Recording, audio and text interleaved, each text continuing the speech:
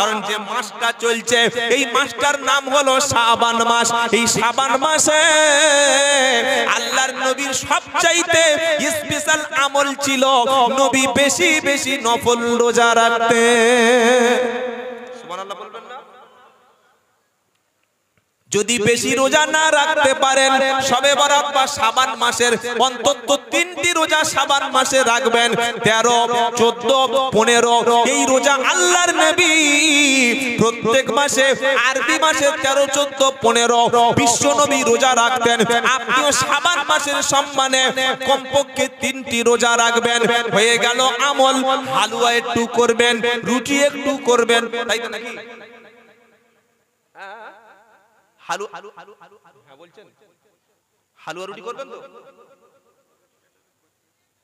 হিসাব করে পানি নেয় না, সারা রাত হালুয়া করছে হাসিনার মা।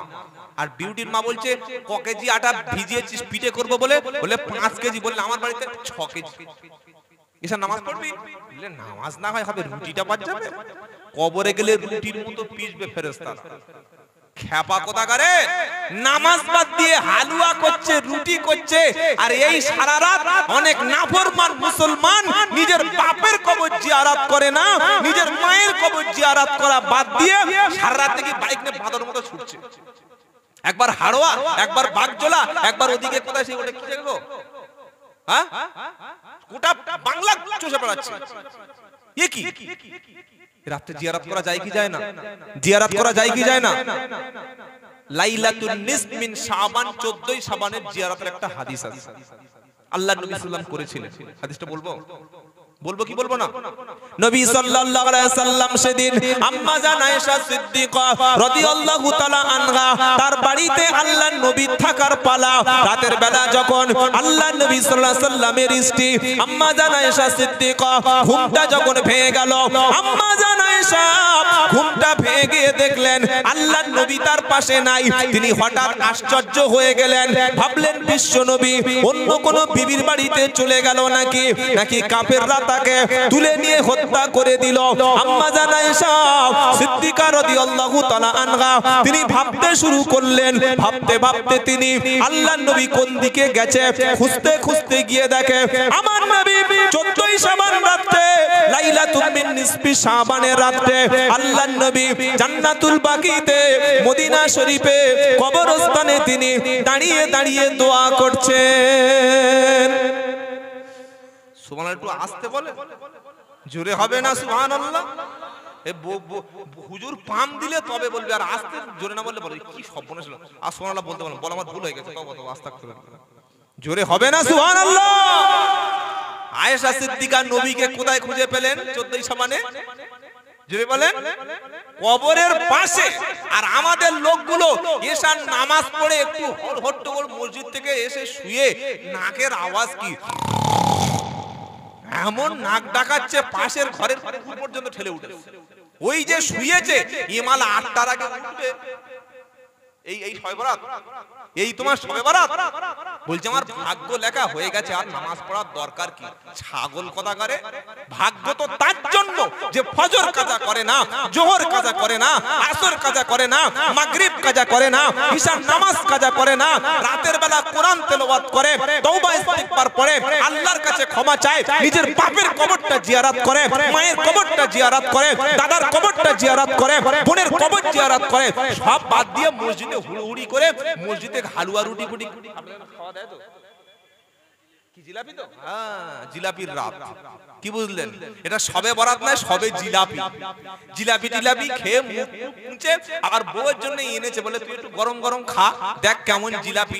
খেয়ে আর দুজনে 12টার সময় ওই শুয়েছে, উঠছে সকাল 9টা। কি বলছি বুঝতে পারছেন না? আর আম্মা জান আয়েশা সিদ্দিকা হাদিস বর্ণনা করছেন আল্লাহর নবীকে পাওয়া গেছে জান্নাতুল বাকিতে। জোরে বলুন সুবহানাল্লাহ। নবীজি দোয়া করছিলেন কবর জিয়ারত করবেন, সওয়াব আছে না নাই? জোরে বলেন। আল্লাহর নবী কি দোয়া করছেন একটু শুনে নেন। আম্মা জান আয়েশা সিদ্দিকা বলেন বিশ্ব নবী দোয়া করছে আল্লাহ কিয়ামতের দিন যখন স্বামী তার স্ত্রীকে, স্ত্রী তার স্বামীকে হারিয়ে ফেলবে, কঠিন ময়দানে রব্বুল আলামিন আল্লাহ আমি জানো আমার খাদিজাকে ভুলে না যাই। সমস্ত সাহাবাদের জন্য, শহীদদের জন্য, আখিরাতকে কামনা করে আল্লাহর নবী উম্মতে মুহাম্মাদের জন্য তিনি দোয়া করতে শুরু করলেন। আমার নবীর স্ত্রী আম্মা জান আয়েশা দোয়াটা শেষ হয়ে যাওয়ার আগে দ্রুত ছুটে এসে আয়েশা সিদ্দিকা বিছানায় শুয়ে পড়েছে। আমার নবী দোয়াটা শেষ করে এসে দেখছেন আয়েশা সিদ্দিকার বুকের অংশটা হার্টবিট বেড়ে গিয়েছে।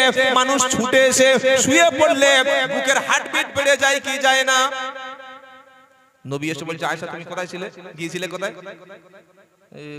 একটু ভয় খেয়ে গেছে। ইয়া রাসূলুল্লাহ কি হয়েছে বলো? তুমি কি ভেবেছো যে আমি তোমার হক আদায় করা বাদ দিয়ে অন্য স্ত্রীর কাছে থাকবো? সুবহানাল্লাহ বলবেন না? সাদাকাল্লাহুল আযীম। আল্লাহুম্মা সাল্লি আলা সাইয়্যিদিনা وعلى آل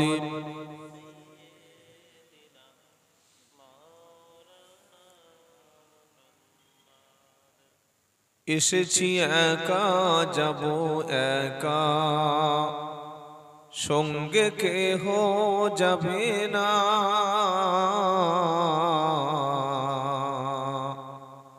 এসেছি একা যাব একা, সঙ্গে কেহ যাবে না। আমল ছাড়া কবর কাউকে সে তো চেনে না। কি ভাই চেনে? কবরে লাশ দিয়ে দিয়েছে ইমাম সাহেবের ছেলে, মুফতি সাহেবের ছেলে, হাজী সাহেবের ছেলে, মাওলানা সাহেবের ছেলে, কাজী সাহেবের ছেলে। কবর বলবে ঠিক আছে ওনার আব্বা ইমাম সাহেব ছিল, হাজী সাহেব ছিল, মুফতি সাহেব ছিল, বাবা ওকে ছেড়ে দে। এরকম কোন ছাড় আছে কবরে? ছাড় আছে? দুনিয়ায় পাওয়ার দেখিয়ে অনেক কিছু করা যায়, যাই কি যায় না? প্রধানের ছেলে হলে, এমএলএর ছেলে হলে, শাসক দলের ছেলে হলে, এমপির ছেলে হলে অনেক কিছু পাওয়ার দুনিয়ায় দেখানো যায়। কিন্তু চোখটা যখন বন্ধ হবে, ক্ষমতা যেদিন শেষ হবে, সেদিন কবরের সামনে, কবরের ভিতরে কোনো পাওয়ারে, কোনো ক্ষমতায় আর কাজ হবে না। তাই কবি বলছেন এসেছো একা যাবে একা, সঙ্গে কেহ যাবে না।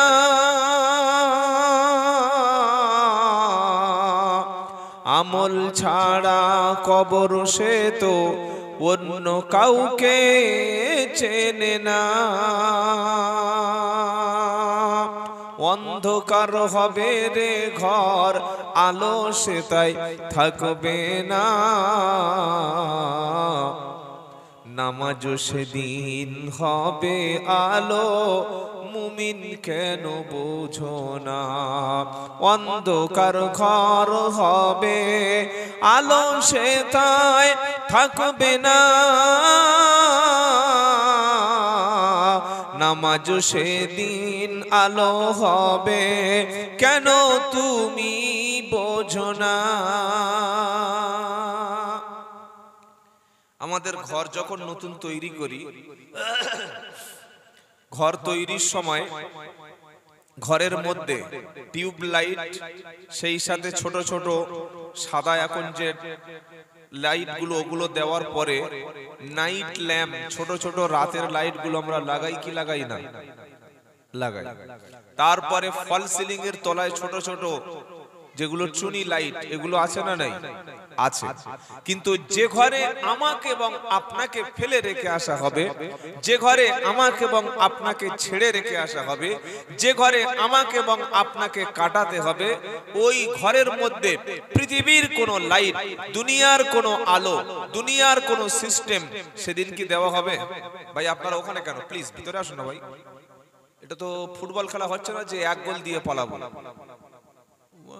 আল্লাহ অন্য ধরনের মাল, এখানে বসবে না, পালিয়ে যাবে। যাক বাবাজিরা, আল্লাহ ভাইরা, এমন একটা ঘরে আমাকে যেতে হবে, কোনো লাইট নেই। আল্লাহু আকবার। চক্ষুটা বন্ধ করে রাতের বেলা ভাববেন, ওই কবরের মধ্যে লাইটের ব্যবস্থা পৃথিবীর কোন ব্যক্তির করার সিস্টেম নাই। আছে যে বাবা আমার লোকটা আব্বা খুব ভালো লোক ছিল, যাও ইমাম সাহেবের বলে টলে ছোট একটা লাইট দিয়ে দিই, এরকম সিস্টেম আছে নাকি? আছে আছে। লাইট যদি কেউ দেয়, ফেরেশতারা এসে এমন আওয়াজ করবে লাইট কেটে কোথায় উড়ে চলে যাবে খবর পাওয়া যাবে না। কিন্তু সেই কবরের মধ্যে একটাই আমল আমাদের অন্ধকার কবরটা আলোকিত করে দেবে। সে আমলটা বলে দেব, বলে দেবো ইনশাআল্লাহ। বলুন। সেই আমলটার নাম হলো মসজিদে যাতায়াত যারা করে, মাগরিবের সময়, এশার সময়, ফজরের সময়, মসজিদে যাতায়াতের সময় রাস্তা অন্ধকার থাকে কি থাকে না? থাকে কি থাকে না? এই অন্ধকার রাতের আধারে যারা মসজিদে গেছে, আল্লাহ তাআলা এর ওসিলা করে কবরের মধ্যে সেদিন আলো জ্বেলে দেবে। জোরে বলুন সুবহানাল্লাহ। অন্ধকার ঘর হবে, আলো সেদিন থাকবে না, নামাজ ছাড়া কবরেতে আলো পাওয়া যাবে না। যেতে হবে সবাইকে ভাই, এখানে থাকা যাবে না। আমল ছাড়া কবর কাউকে সে তো মোটে চেনে না। সাপেরই ঘর হবে, আযাবেরই ঘর হবে, মোটে শান্তি হবে না। ঈমান ছাড়া কবর কখনো কাউকে সে তো চেনে না। আল্লাহুম্মা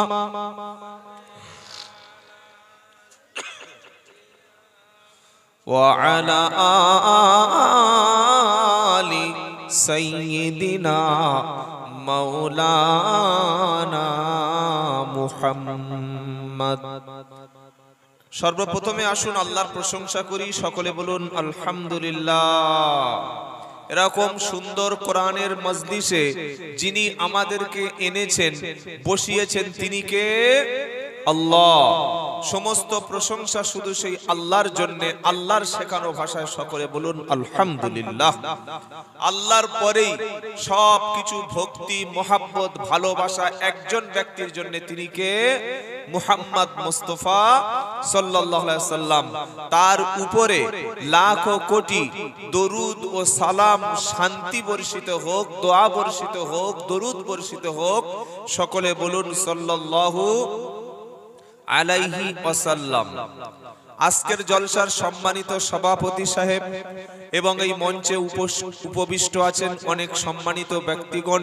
আমার আগে ইমাম সাহেব কথা বলছিলেন, সেই সাথে সাথে ফুরফুরা শরীফ থেকে আসবেন পীরজাদা আম্মার উদ্দিন সিদ্দিকী সাহেব হাফেজাহুল্লাহ, বা যত আলেম ওলামারা কথা বলেছেন, আল্লাহ তাআলা প্রত্যেককে দিনের জন্য কবুল করুন। সকলে বলুন আমিন। সকলে বলুন আল্লাহুম্মা আমিন। আজকের আমি একটা ছোট্ট বিষয়ের উপরে আলোচনা করব। সেই বিষয়টার নাম হলো যে কিয়ামতের দিনে বিচার কেমন ভাবে হবে। কি বললাম? কিয়ামতের দিনে বিচার কেমন ভাবে হবে। দুনিয়াতে আমরা বিচার দেখেছি না দেখি নাই? দেখেছি। হাইকোর্টে হয়, সুপ্রিম কোর্টে বিচার হয়, আদালতে রায় দেয়, দেওয়ার আগে সাক্ষী লাগে, প্রমাণ লাগে, বিভিন্ন রকমের সাক্ষী, মিথ্যা হোক সত্য হোক, সাক্ষী দেয় কি দেয় না? দেয় কি দেয় না? দেয়।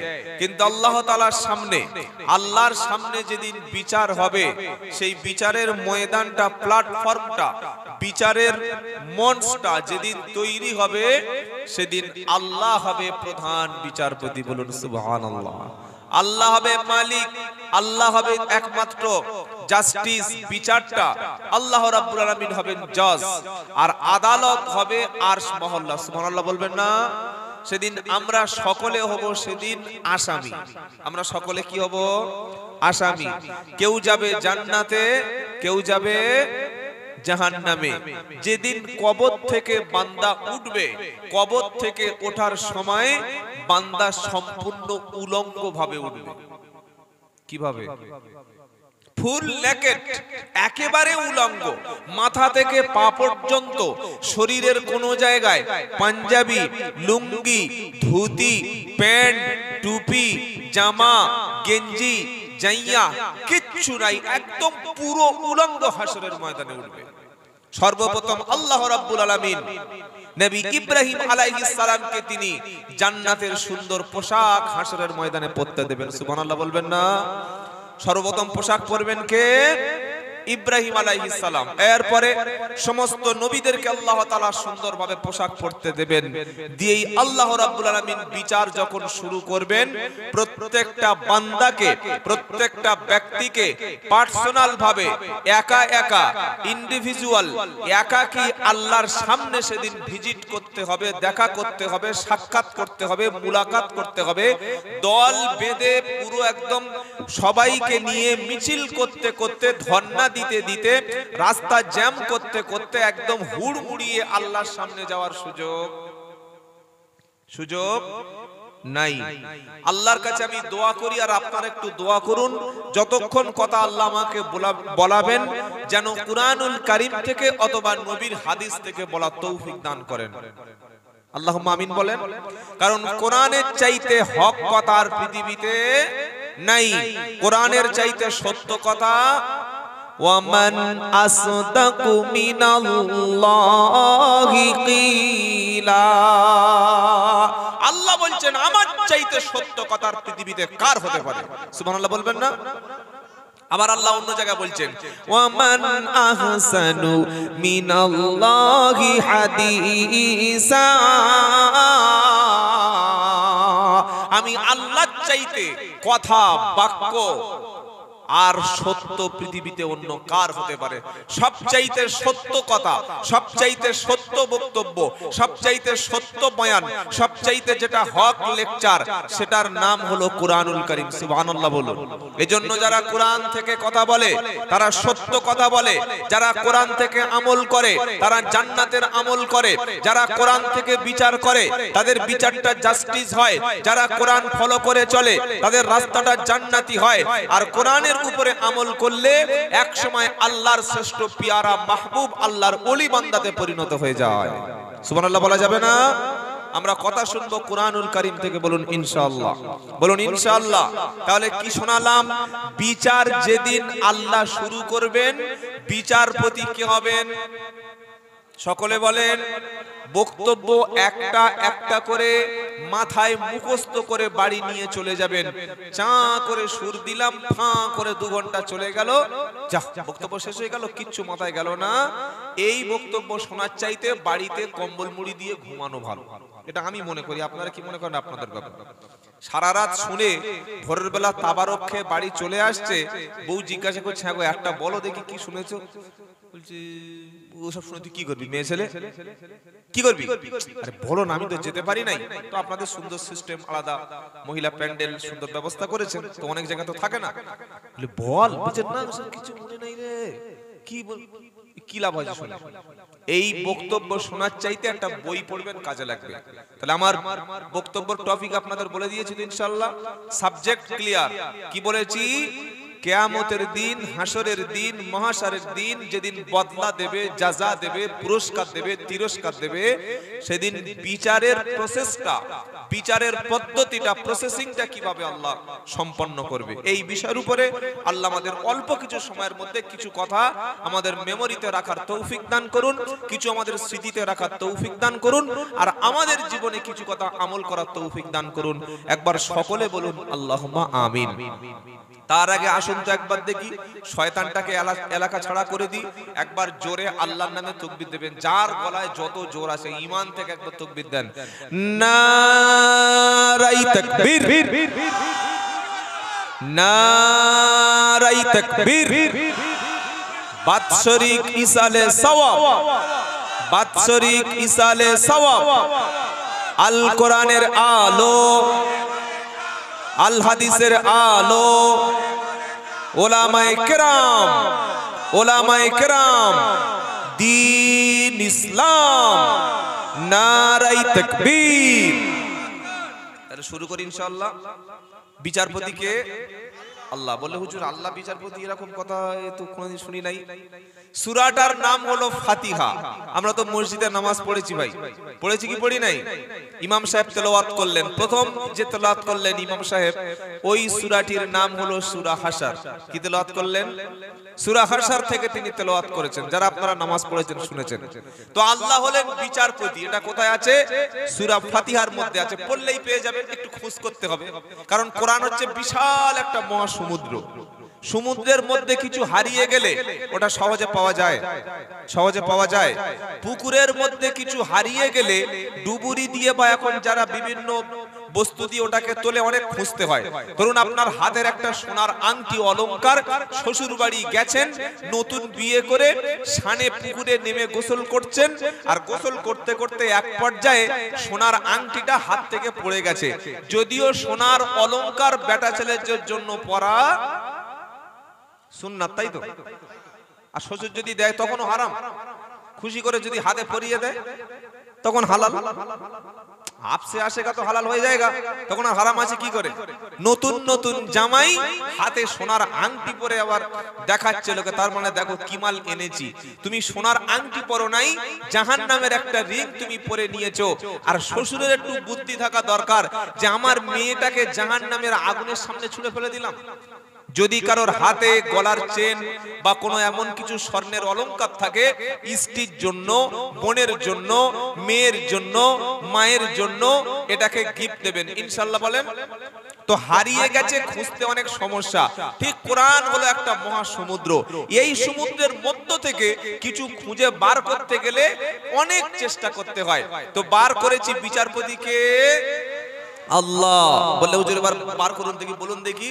তো চলুন সূরা ফাতিহা পড়ুন, পড়তে পড়তে পেয়ে যাবেন। আলহামদুলিল্লাহি রাব্বিল আলামিন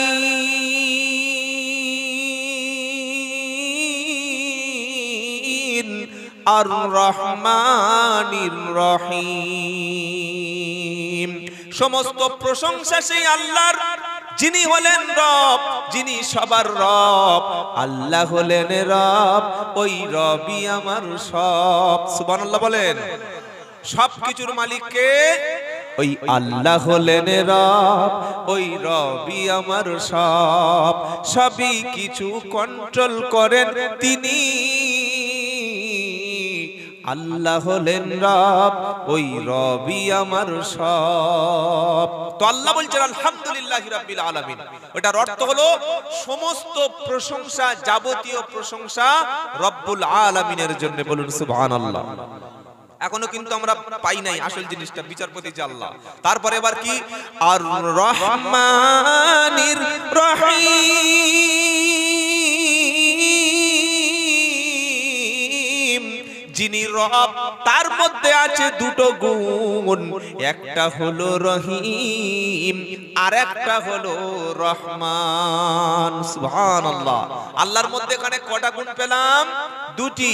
একটা হলো তিনি দয়াময়, আর তিনি মেহেরবান। সুবহানাল্লাহ বলেন।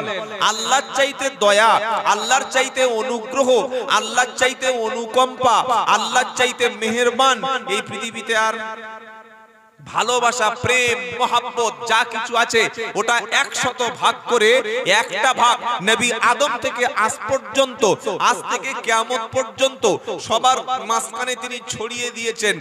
99 ভাগ আছে কার কাছে? জোরে বলেন। এক ভাগ ভালোবাসা পেয়ে স্ত্রী যদি বলে আর শ্বশুর বাড়ি যাব না, স্বামী বিছানায় শুয়ে শুয়ে কাঁদছে, বাচ্চা মারা গেছে, মা পাগল হয়ে যাচ্ছে, বাপ মারা গেছে, মেয়ে হার্ট ফেল করছে, হয় কি হয় না? সামান্য ভালোবাসায়। আর 99 ভাগ ভালোবাসা রিজার্ভ করা আছে কার কাছে? তাহলে আল্লাহ হলেন সবচাইতে বড় রহমান। বললে হুজুর আল্লাহ যে রহমান এটা আমি বুঝবো কি করে? আল্লাহ বলছে সূরা রহমান পড়ুনি, পড়ুনি সূরা রহমান? বললে হ্যাঁ পড়েছি। তো বলছে আমার রহমান, আমি যে দয়ালু, আমি যে দাতা, আমি যে মেহেরবান, আমি যে দয়ালু, এটার একটা নমুনা সূরা রহমান পড়লে পেয়ে যাবে। সুবহানাল্লাহ পড়ে। কি একটা দয়ার একটা, মানে বলবো নাকি কি আল্লাহর একটা দয়া? একটা দয়া খালি শুনেন। সূরাটার নাম কি বললাম? রহমান। আর রহমান আল্লামাল কুরআন খালাকাল ইনসান আল্লামাহুল বায়ান আশ-শামসু ওয়াল কমারু বিহুসবান ওয়ান নাজমু ওয়াশ শাজারু ইয়াসজুদান ওয়াস সামাআ রাফাআহা ওয়া ওয়াদাআল মিজান। এই সূরার প্রথমে আল্লাহ বলছেন আর রহমান আল্লামাল কুরআন খলাকাল ইনসানা আল্লামাহুল বায়ান। রহমান তিনি কোরআন শিক্ষা দিলেন যিনি, রহমান তিনি শিক্ষা দিলেন কোরআন, তিনি রহমান আর তিনি শেখালো বায়ান। সুবহানাল্লাহ বলবেন না? কোরআনও শিক্ষা দিয়েছেন আর আমাদের কথা বলার ক্ষমতা দিয়েছেন কে? তিনি রহমান, দিলেন কোরআন, কথা বলার ক্ষমতা দিলেন তিনি রহমান। সুবহানাল্লাহ, সুবহানাল্লাহ পড়েন।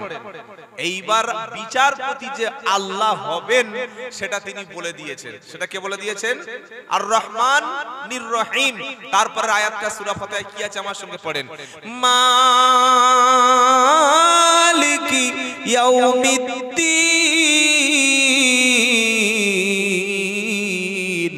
ইয়াউমিদ্দিন মানে হলো এখানে কিয়ামত। কিসের দিন? জোরে বলেন। বিচারের দিন, হাসরের দিন, আমলনামা বদলা, পুরস্কার এবং তিরস্কার দুটোই দেওয়ার দিন। আর বিচার হবে সেদিন মালিকি ইয়াউমিদ্দিন। বিচার করবেন তিনি, নাম হলো তার মালিক। মালিককে জোরে বলেন। মালিককে যেদিন পৃথিবী সব সমান হয়ে যাবে। ইদাস সামাউন ফাতারাত ওয়া ইদাল কাওয়াকিবুন তাসারাত ওয়া ইদাল বিহারু ফুজ্জিরাত ওয়া ইদাল কুবুরু বুসিরাত। সুবহানাল্লাহ বলবেন না? আকাশ যেদিন ফেটে যাবে, পাহাড় যেদিন ছুটে যাবে, সবকিছু যেদিন তছনছ হয়ে যাবে, কবরগুলি যেদিন ফেটে যাবে, কবর থেকে মাইয়েতগুলো একটা একটা করে যেদিন উঠতে শুরু করবে, আলিমাত নাফসুম মা কদ্দামাত ও আখরাত। মানুষ তার জীবনে কি আমল করেছে সবগুলি সব নিজে সেদিন দেখতে পাবে। কিয়ামতটা কিভাবে শুরু হবে? এবার সূরা জিলজালা চলুন। ইদা জুলজিলাতিল আরদু জিলজালাহা ও আখরাজাতিল আরদু আসকালাহা ওয়া ক্বালাল ইনসানু মা লাহা ইয়াউমাইদিন তুহাদ্দিসু আখবারাহা। আল্লাহ যখন বিচারপতি হবেন, বিচার শুরু করার আগের প্রেক্ষাপটটা, বিচার শুরু করার আগের দৃশ্যটা কেমন হবে সেটা কোরআনুল কারীম আল্লাহ আপনাদের শোনাচ্ছে। সুবহানাল্লাহ পড়েন। এই যে কথাগুলো আমাকে বলাচ্ছেন, কে বলাচ্ছেন? জোরে বলুন। আমার বাবার কোনো ক্ষমতা নাই এখানে বসে আপনাদের সামনে কোরআন পড়ার। সব মালিককে, সবকিছুর মালিককে আমাকে বলার মতো ক্ষমতা হিম্মত দিয়েছেন তিনি কে? আল্লাহ। তিনি কি বলছেন? যে আমি যখন বিচারের মঞ্চে বসবো, বিচারের আসন অলংকৃত করব, বিচারের আসনে যখন অধিষ্ঠিত হব, প্রতিষ্ঠিত হব, এস্টাবলিশড হব, আমি যখন আসন গ্রহণ করব, তার আগে পৃথিবীটাকে তছনছ করে দেব। কিভাবে? ইদা জুলজিলাতিল আরদু জিলজালাহা। গোটা পৃথিবী যখন প্রকম্পিত হবে, ভূমিকম্প হবে, সূর্য, চাঁদ, গ্রহ, নক্ষত্র সপ্ত খসে খসে পড়ছে, গোটা পৃথিবী যখন আর্থকোয়াক শুরু হয়ে যাবে, সমুদ্র চলতে থাকবে, পানিগুলো তছনছ হয়ে যাবে, মাউন্ট এভারেস্ট, কাঞ্চনজঙ্ঘা, তারপরে যত বড় ধরনের বিশাল বিশাল পাহাড় পর্বত দেখতে পান, সব পাহাড়গুলো ভেঙে তছনছ করে সমান করে দেওয়া হবে। আর ওই যে ভূমিকম্প শুরু হলো, ও ভূমিকম্প আর স্টপ হবে না, ভূমিকম্প আর থামবে না। কোরআন বলছে ইদা জুলজিলাতিল আরদু জিলজালাহা ও আখরাজাতিল আরদু আসকালাহা। পৃথিবী যখন প্রকম্পিত হবে, মাটির ভিতর থেকে ভাই ভারী ভারী বস্তুগুলো সব একটা একটা করে বার হবে। সোনা, লোহা, তামা, পিতল, পেট্রোল, ডিজেল, কেরোসিন, যত রকমের খনিজ সম্পদ আছে সবগুলি তো মাটির মধ্যে আছে। ও আখরাজাতিল আরদু আসকালাহা, পৃথিবীর ভিতর থেকে ভারী ভারী বস্তুগুলো সব বার হতে শুরু করবে। এবার মানুষ কি বলবে এরকম একটা দৃশ্য দেখে? ওয়াকালাল ইনসানু মা লাহা, মানুষ বলবে কি হলো, কি হলো, কেন ভূমিকম্প থামছে না, কেন পৃথিবী কম্পন হচ্ছে, কেন পাহাড়গুলো ছুটতে শুরু করেছে, কেন জমিনটা ফেটে গেছে? আল্লাহ সেদিন বলবে বি আন্না রাব্বাকা আওহালাহা, এটা আল্লাহর নির্দেশে আল্লাহ অর্ডার দিয়েছে। অর্ডার দিয়েছেন মালিককে। কে অর্ডার দিয়েছেন? মালিককে অর্ডার দিয়েছেন। মালিক, মালিকের অর্ডারে কাজ হচ্ছে। পৃথিবী তছনছ হয়ে যাবে। ইয়াউমা ইদিন তুহাদ্দিসু আখবারাহা, আল্লাহ পাক বলছে জমিনের উপরে সমস্ত খবরগুলো পৃথিবী সেদিন ওপেন করে দেবে। কোন জায়গায় দাঁড়িয়ে নামাজ পড়েছেন সেদিন জমিন সাক্ষী দেবে। কোন জায়গায় দাঁড়িয়ে কোরআন পড়েছেন জমিন সেদিন সাক্ষী দেবে। কোন জায়গায় দাঁড়িয়ে আল্লাহর নামে জিকির করেছেন জমিন সেদিন সাক্ষী দেবে। কোন জায়গায় আপনি বসে বসে আল্লাহর কোরআন পড়েছেন জমিন সেদিন সাক্ষী দেবে। কোন জায়গায় আপনি বসে আল্লাহর নামে প্রশংসা করেছেন জমিন সাক্ষী দেবে। কোথায় সেজদা দিয়েছেন সে জমিন সাক্ষী দেবে। কোথায় আপনি দান করেছেন সবকিছু সাক্ষী দেবে। আবার মদের বোতল নিয়ে কোন জায়গায় বসে খাওয়া হয়েছে, নারী নিয়ে কোন জায়গায় ফুর্তি করা হয়েছে, তাসের আড্ডাটা কোন জায়গায় চলেছে, নিরপরাধ মানুষকে কোথায় খুন করা হয়েছে, জমিনের উপরে কত অত্যাচার করা হয়েছে। ইয়াউমা ইদিন তুহাদ্দিসু আখবারাহা, সবকিছু জমিন সেদিন খুলে খুলে বলে দেবে। এগুলো কি গল্প না কোরআন? এটা কি আমার আব্বার কথা বলছি না নিজে বানিয়ে? সূরা জিলজালাটা খুলুন আর একটা একটা করে বাংলা কোরআন থাকলে আমার কথাগুলো মিলিয়ে নেবেন। কি আশ্চর্য কথা! জমিনের উপরে দাঁড়িয়ে কি করেছেন না করেছেন পুরো জমিনটা সাক্ষী দিয়ে দেবে। এই জায়গা দাঁড়িয়ে এমন কিছু করেছো, ওই জায়গা দাঁড়িয়ে এমন কিছু করেছো, সব কিছু সাক্ষী জমিন যখন দেবে। এবার আল্লাহ বলছেন ফামাইয়া আমাল মিসকালা দাররাতিন খায়রান, কেউ যদি সামান্য অণু পরিমাণ একটা খাবার, ধরুন 5 দিন হয়ে গেছে, খাবারটা পচে গেছে, নষ্ট হয়ে গেছে, ওই খাবারের ভিতরে যে ব্যাকটেরিয়া আছে, জীবাণু আছে, যেটা আমাদের শরীরের জন্য হার্মফুল, ক্ষতিকারক, এটা কি খালি চোখে দেখা যায়? আমি আপনাদের বোঝাতে পারি। একটা জীবাণু যখন কোনো খাবারের মধ্যে প্রবেশ করে খাবারটাকে নষ্ট করে ফেলে, খাবারটাকে পচিয়ে দেয়, খাবারটাকে বাসি করে ফেলে, ওই খাবারটা খেলে আমাদের শরীরের জন্য ক্ষতিকারক কেন? ওর মধ্যে বিভিন্ন ব্যাকটেরিয়া, বিভিন্ন ছত্রাক, বিভিন্ন জীবাণু আছে, সেজন্য ক্ষতিকারক। ওটা খালি চোখে দেখা যায় না, ওটাকে দেখার জন্য লাগে মাইক্রোস্কোপ। আমাদের শরীরে ব্লাড টেস্ট হয়, হয় কি হয় না? হিমোগ্লোবিন কতটুকু আছে, তারপরে ব্লাড প্রেসার কতটুকু রয়েছে, কিংবা আমাদের শরীরে কোনো সুগার আছে কিনা, কোলেস্টেরল ঠিক রয়েছে কিনা, এগুলো ব্লাড নিয়ে ল্যাবরেটরিতে, প্যাথোলজিতে গিয়ে ব্লাড টেস্ট হয় কি হয় না? তো ব্লাড যখন আমরা টেস্ট করি, রক্ত গ্লাসের উপরে দিয়ে দিলাম, খালি চোখে রক্তটার মধ্যে কি আছে না আছে দেখা যায়? ওটাকে টেস্ট করার জন্য ল্যাবরেটরিতে গিয়ে, প্যাথোলজিতে গিয়ে ব্লাড টেস্ট করতে হয়। আল্লাহ বলছেন এত ছোট্ট একটা ভালো কাজ যদি করে, যেটা খালি চোখে চশমা লাগিয়ে, লেন্স লাগিয়ে, ক্যামেরা জুম করে, কিংবা ড্রোন ক্যামেরা দিয়ে, যেটা পৃথিবীর কোনো ক্যামেরা ধরতে পারে না, পৃথিবীর কোনো লেন্স ধরতে পারে না, এত সামান্য পরিমাণ, যেটা মাইক্রোস্কোপ যন্ত্র ছাড়া, প্যাথোলজিতে ছাড়া, ল্যাবরেটরিতে ছাড়া ধরা যায় না, ওই রকম সামান্য পরিমাণ ভালো কাজ করলেও কিয়ামতের দিন বান্দার সামনে আমি হাজির করব। জোরে বলুন সুবহানাল্লাহ। আবার তার পরের আয়াতটা শুনেন, ওয়া মাই ইয়ামাল মিসকালা দাররাতিন শাররাই ইয়ারা।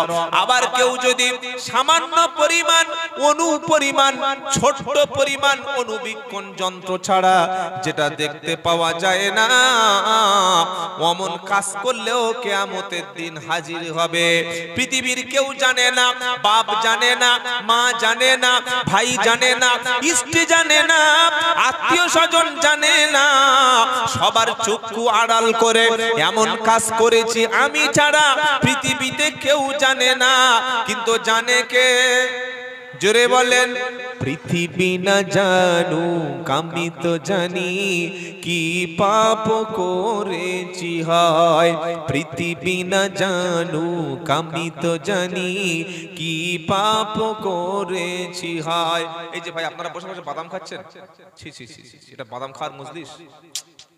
আল্লাহ আপনাদের ক্ষমা করুক। কি বলবো বলুন দেখি? এটা কোরআনের আলোচনা হচ্ছে, বসে বসে বাদাম খাচ্ছে। আল্লাহ হেদায়েত দিক বলুন আমি। বদদোয়া করব না, দোয়াও করব না। যখন কোরআনুল কারীম কোন জায়গায় তেলাওয়াত হয় তখন একটা আদব আছে। 9 পারা সূরা আরাফের 204 নম্বর আয়াতটা খুলে দেখবেন বাংলা থাকলে। সূরা আরাফ 204 নম্বর আয়াত। কি বললাম? সূরা আরাফ 204 নম্বর আয়াত। এখন তো সোশ্যাল মিডিয়ার যুগ, অনলাইনের যুগ। এখন আর মসজিদে গিয়ে কোরআন খোলার দরকার নাই। ফোনের কোরআন একটা বাংলা ডাউনলোড করে নেবেন। আমি যে কথাগুলো বলছি, অন্য যে ওলামারা কথাটা বলছে, এটা সঠিক কিনা, রেফারেন্সটা ঠিক কিনা, এটা চেক করে নেবেন। তাহলে আপনি সত্যটা জানতে পারবেন। কি বলছি বুঝতে পারছেন না? এখন সবকিছু সোশ্যাল মিডিয়ায়। সূরা আরাফের 204 নম্বর আয়াতে আল্লাহ বলছেন, ওয়া ইদা কুরিয়াল কুরআন, যখন কোরআনুল কারীম তেলাওয়াত হবে, সেই ইমাম সাহেব পড়ুক, কোন মুসাল্লি পড়ুক, হাজী সাহেব পড়ুক, যখন কেউ জোরে জোরে বা একটু লাউডলি আওয়াজ দিয়ে কোরআন তেলাওয়াত করবে, যারা শ্রোতা, যারা জনগণ, তাদের দায়িত্ব কি?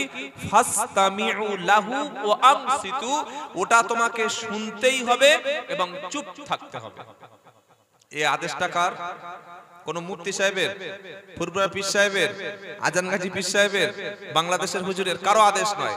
কোরআন পড়ার সময় চুপ থেকে কোরআন শোনা ওয়াজিব। আদেশ কার? আল্লাহর।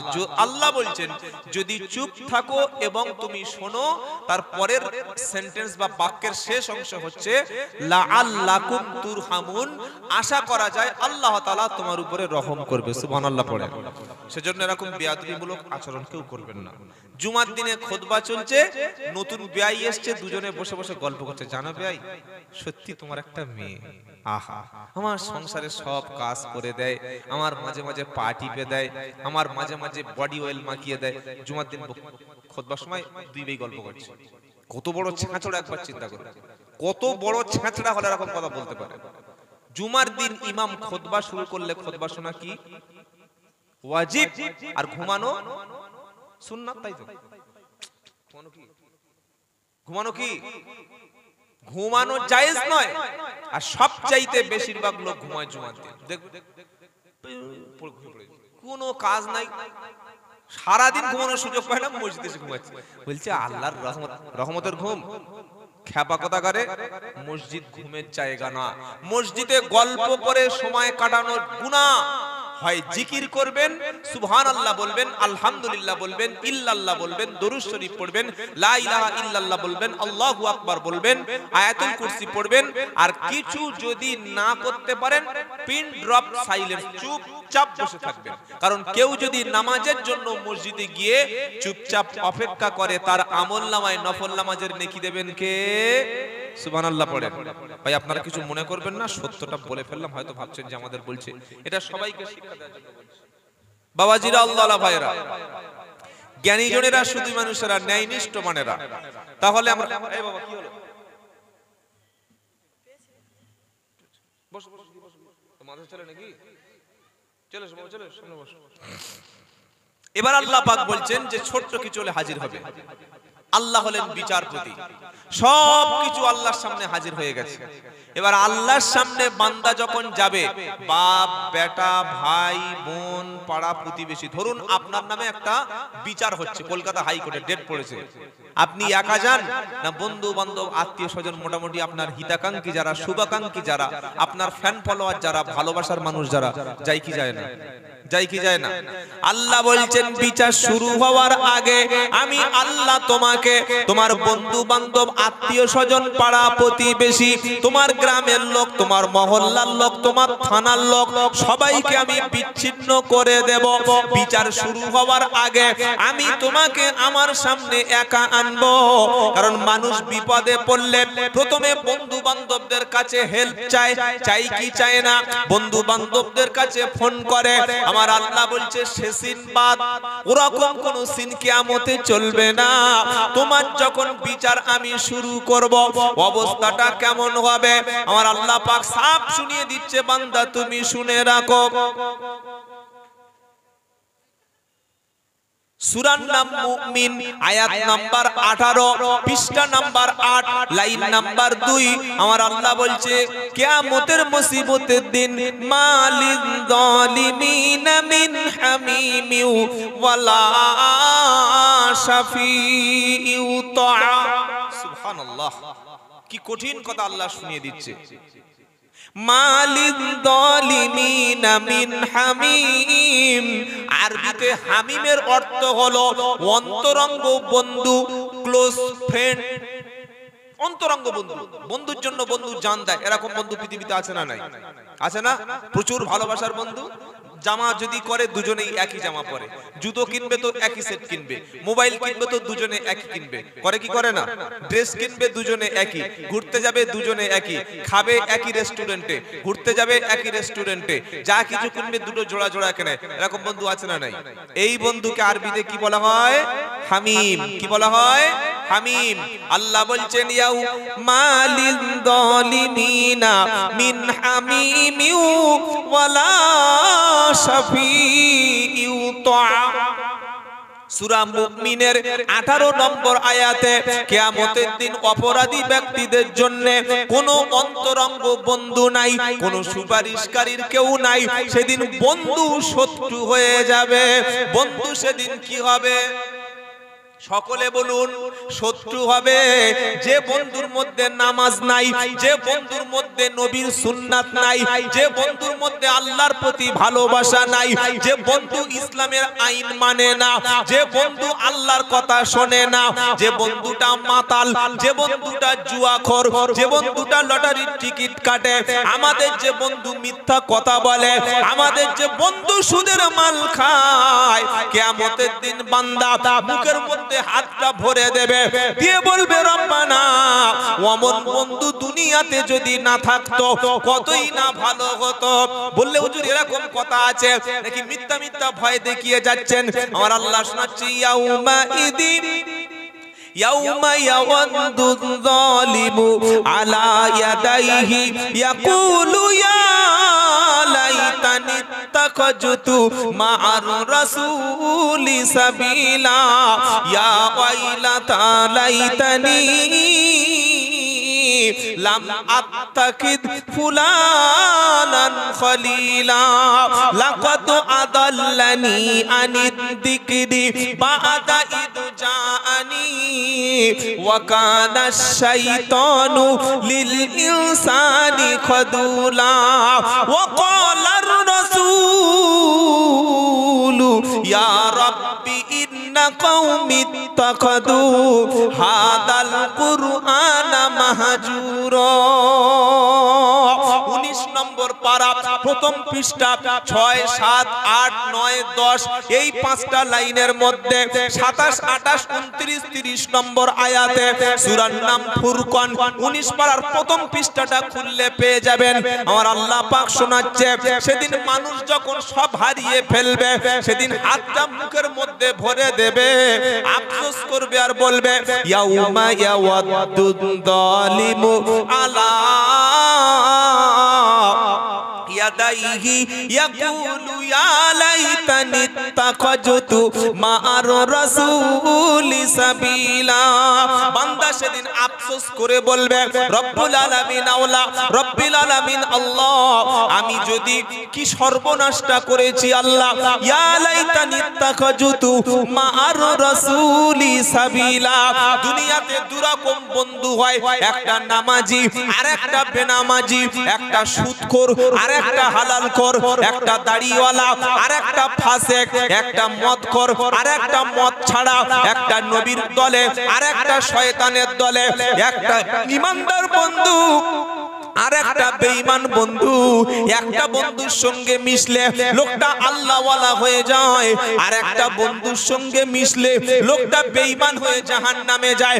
একটা বন্ধুর সঙ্গে মিশলে লোকটা তাড়াতাড়ি কোরআন শিখে নেয়, আর একটা বন্ধুর সঙ্গে মিশলে কোরআনের রাস্তা থেকে দূরে সরে যায়।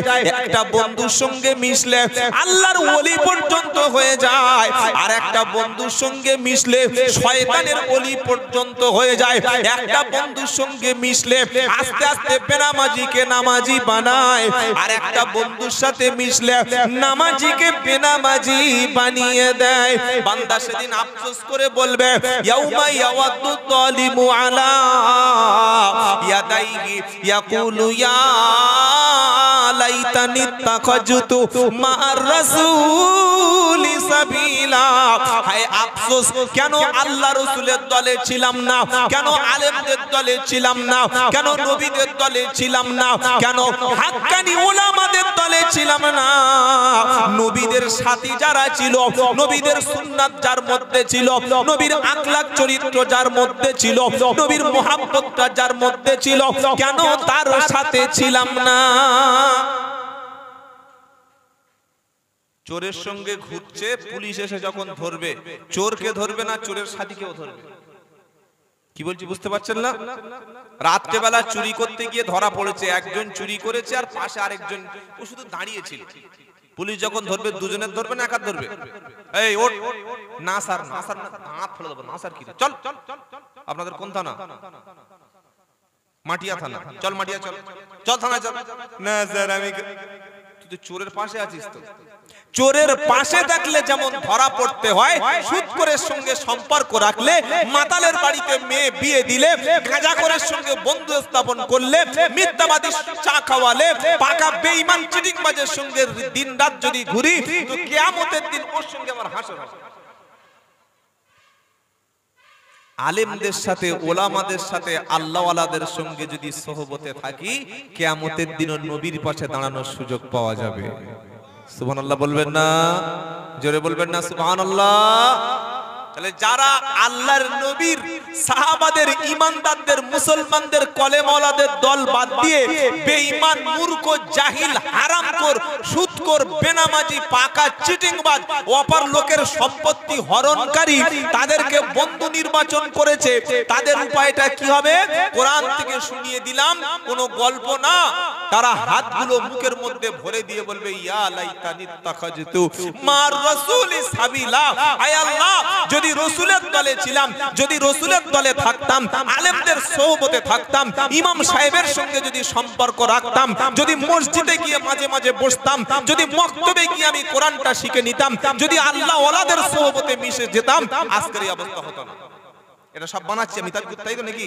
বানিয়ে বলছি না আল্লাহর কথা। এইবার কি বলবে শোনেন। ইয়া ওয়াইলাতা লাইতানি লাম আত্তাকিদ ফুলানান খলিলা। এইবার দোষটা হয় বন্ধুদের ঘাড়ে। কাদের ঘাড়ে? যদি বলেন ইয়া লাইতানি তাখাজতু মা'আর রাসূলি সাবিলা, ইয়া ওয়াইলাতা লাইতানি, হায় আফসোস, লাম আত্তাকিদ ফুলানান খলিলা।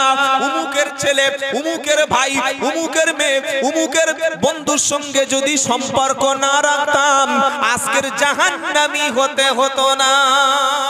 আল্লাহু আকবার। শুনছেন আপনারা? কথা শুনছেন? বলবে আল্লাহ, ওই চিটিংবাজির সঙ্গে ঘুরেছিলাম, ও আমাকে নামাজ, জুমার দিন নামাজ পড়া অবস্থা বাদ দিয়ে টেনে নিয়ে মেলা চলে গিয়েছে। আমি রমজান মাসে রোজা করব বলে ইফতার কিনেছি, সাহারি কিনেছি, ভোরে খাবো বলে এমন বাদরের পাল্লায় পড়েছি, সারা রাত খেলতে খেলতে গেম রোজাটাই কাজা করে দিয়েছি। আল্লাহ উমুকের সাথে ঘুরে আমার এই অবস্থা হয়েছিল। বান্দা আফসোস করতে করতে সেদিন বলবে, আমার গ্রামে ইমাম সাহেব ছিল, নামাজে মসজিদে ডেকে নিয়ে গিয়েছিল, ইমাম সাহেব হাত ধরে ডেকেছে, সেই হাতকে ছেড়ে দিয়ে আমি বেনামাজির সঙ্গে এমন জায়গায় পৌঁছে গেছি, ফজর, জোহর, আসর, মাগরিব, এশা পাঁচটা নামাজই কাজা হয়ে গেছে। আল্লাহ ওই শয়তানের সঙ্গে মিশে, ওই জাহান্নামীর সঙ্গে মিশে, ওই বদমাইশের সঙ্গে মিশে আজকে আমার এই অবস্থা হয়েছে। কথা বুঝতে পারছেন না? পাচ্ছেন না? কথা বুঝতে পারছেন না? পাচ্ছেন না? এশার নামাজ একটু আগে আমরা জামাতে পড়লাম। এশার ফরজ নামাজের পরে, সুন্নাত নামাজের পরে, নফলের পরে 3 রাকাত কি নামাজ আছে বাবা? জোরে বলেন। বিতির নামাজ পড়েন তো আপনারা? পড়েন না? বিতির নামাজে একটা দোয়া আছে, ওই দোয়াটা পড়া ওয়াজিব। দোয়াটার নাম কি? দুআ কুনুত। দুআ কুনুত। আমি জানি না যে এখনো পর্যন্ত আমাদের যারা বসে আছি সবার দোয়া কুনুত মুখস্থ আছে কি না। যদি না থাকে আজকের জলসা থেকে উঠে যাওয়ার সময় এই নিয়তটা, এই শিক্ষাটা, এই হাকিকাতটা এখান থেকে নিজের মধ্যে আমল গড়ে নিন। কাল সন্ধ্যা থেকে ইমাম সাহেবের পায়ে দুটো ধরে চা খাইয়ে, হাদিয়া দিয়ে, টাকা দিয়ে বলবেন, হুজুর দোয়া কুনুত পড়া বিতির নামাজে ওয়াজিব। দোয়া কুনুত যদি না পড়ে বিতির নামাজ তার হবে না। সুতরাং আপনি আমাকে যে কোনো ভাবে দোয়া কুনুতটা মুখস্থ করে দিন। যারা পারেন না এটা বলতে পারবেন তো ইনশাআল্লাহ? বলেন। আর যদি বলি না না, ও সবার দলে টেনে মেনে পার হয়ে যাব, আল্লাহর কসম করে বলছি সবচাইতে বেশি মানুষ জাহান্নামে যাবে যারা গাফেল। কি বললাম? কি বলেছি? গাফেল, অলস। হ্যাঁ শিখছি, শিখছি, এখন সময় বাকি আছে। এখন কি আর মরণ হবে? এখন দাড়ি পাকে নাই, আজরাইল আসবে। এখন মাথার চুল পাকে নিয়ে আমার মরণ হবে। এখন মেয়ের বিয়ে দেব, ছেলের বিয়ে দেব, হজে যাব, কত স্বপ্ন দেখছে, রঙিন স্বপ্ন। কি স্বপ্ন দেখছে বলুন? হঠাৎ দেখতে পাওয়া গেল একদিন ফুড়ুত উড়ে চলে গেল। মাইকে ঘোষণা হচ্ছে, বিশেষ ঘোষণা, আব্দুল্লাহ জুবায়ের মারা গেছে, আগামীকাল তার জানাজা আসরবাদ হবে। এই ঘোষণা মসজিদে হবে কি হবে না? হবে কি হবে না? সেদিন সমস্ত স্বপ্নটা ধূলিসাৎ হয়ে যাবে। তাই যারা এখনো নামাজের মধ্যে যে দোয়াগুলো প্রয়োজন এটা জানি না, জানি না এ কথা বলবো না। আর এ কথা দুনিয়ায় মানুষের কাছে বলে ওজোর পেশ করা যায়, কবরে, হাসরে, মিজানে, পুলসিরাতে, বিচারের পাল্লায় যদি বলি ও আল্লাহ আমি জানি না, ফেরেশতা বলবে ঠিক আছে, জানতিস না বাবা, যা ছেড়ে দাও। এরকম বলবে? এরকম সুযোগ আছে? জানি না এটা বলার সুযোগ নাই। তুমি শেখোনি কেন? তোমার গ্রামে মসজিদ ছিল? বলবে হ্যাঁ। ইমাম সাহেব ছিল? বলবে একদম জ্যান্ত ইমাম সাহেব ছিল, প্রত্যেক দিন তিনি বাচ্চাদের পড়াতেন। এই আপনাদের বক্তব্যটা আমি দেখলাম, এখানে এসে বসলাম। আমি আমাদের এই কমিটির যুবকদের জিজ্ঞাসা করছিলাম, ওনারা বললেন প্রায় 100-র উপরে ছাত্র এখানে পড়াশোনা করে। আলহামদুলিল্লাহ বলবেন না? ছাত্ররা যেমন পড়ে, আমার দাড়ি পেকে গেছে, চুল পেকে গেছে, চোখে অল্প দেখি, তা বলে আমার মধ্যে যে কোরআন জানা নাই, আমার যে দোয়ার মধ্যে ভুল আছে, আমার যে পাটি দাঁড়ানোর সময় কিভাবে দাঁড়াতে হয়, আমি যে নামাজ পড়ছি নামাজটা হচ্ছে কিনা এটা আমি শিখবো না?